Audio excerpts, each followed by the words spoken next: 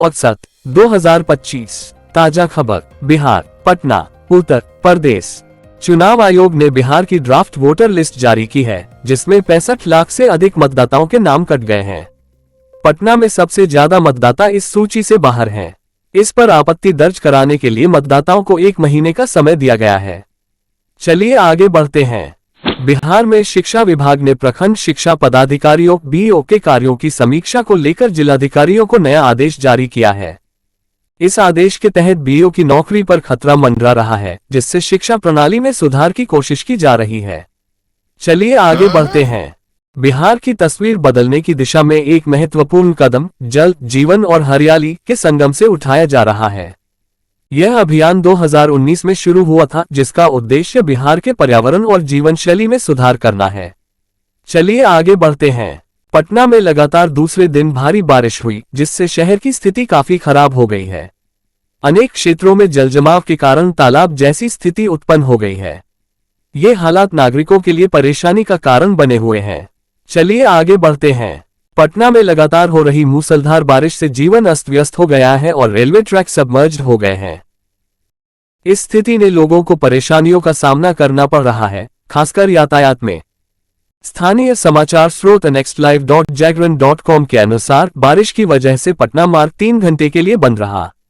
चलिए आगे बढ़ते हैं। बिहार में एक बड़े राजनीतिक उलटफेर में भाजपा के कई प्रमुख नेता जनसुराज पार्टी में शामिल हो गए हैं। इस अवसर पर पूर्व भाजपा प्रदेश महामंत्री सुधीर शर्मा और पूर्व महिला प्रदेश अध्यक्ष ने जनसुराज के एक मिलन समारोह में सदस्यता ग्रहण की।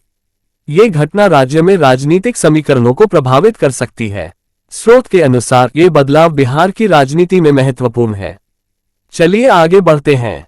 राहुल गांधी ने चुनाव आयोग पर आरोप लगाया है कि वो वोटों की चोरी में शामिल है।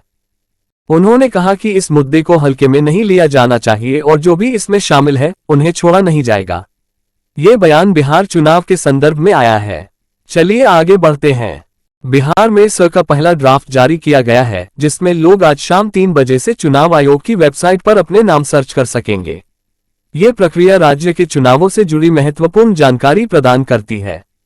स्पीकर ओम बिरला ने सदन में शांति बनाए रखने की अपील की है। चलिए आगे बढ़ते हैं। उत्तर प्रदेश में बेसिक शिक्षा विभाग द्वारा स्कूलों के मर्ज के निर्णय के बाद नया विवाद उठ गया है। इस मुद्दे पर राजनीतिक हालात गर्म हैं, जिसमें पीडीए पाठशाला के माध्यम से बच्चों को राजनीतिक शिक्षा दी जा रही है। अखिलेश यादव और डिंपल यादव का नाम महत्वपूर्ण चर्चा में आया है। ये खबर तत्काल ध्यान देने योग्य है। चलिए आगे बढ़ते हैं। भारत ने अमेरिकी राष्ट्रपति डोनाल्ड ट्रंप द्वारा लगाए गए 25% टैरिफ के बाद F-35 जेट खरीदने का प्रस्ताव ठुकरा दिया है। इस विषय पर भारतीय विदेश मंत्रालय ने प्रतिक्रिया दी है, जबकि व्यापार वार्ता जारी है। सूत्रों के अनुसार ये कदम भारतीय रक्षा अधिकारियों के साथ वर्तमान स्थिति को दिखाता है। चलिए आगे बढ़ते हैं।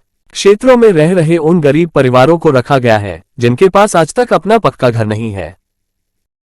सरकार का मानना है कि कोई भी परिवार केवल इस कारण से नामांकित नहीं है कि उसका नजदीकी स्वामित्व या स्थायी स्वामित्व नहीं है। यह उन्हें स्थायी और सुरक्षित छत की दिशा में योजना बनाना एक बड़ा कदम है। चलिए आगे बढ़ते हैं। डिजिटल भारत मिशन को आगे बढ़ाते हुए 12वीं पास युवाओं के लिए एक बेहद लाभकारी योजना की शुरुआत की है।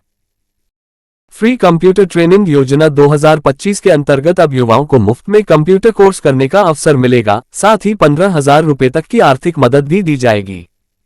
ये पहल विशेष रूप से आर्थिक रूप से कमजोर वर्गों के छात्रों को डिजिटल रूप से सक्षम बनाने के उद्देश्य से शुरू की गई है। चलिए आगे बढ़ते हैं। जय भारत जय हिंद।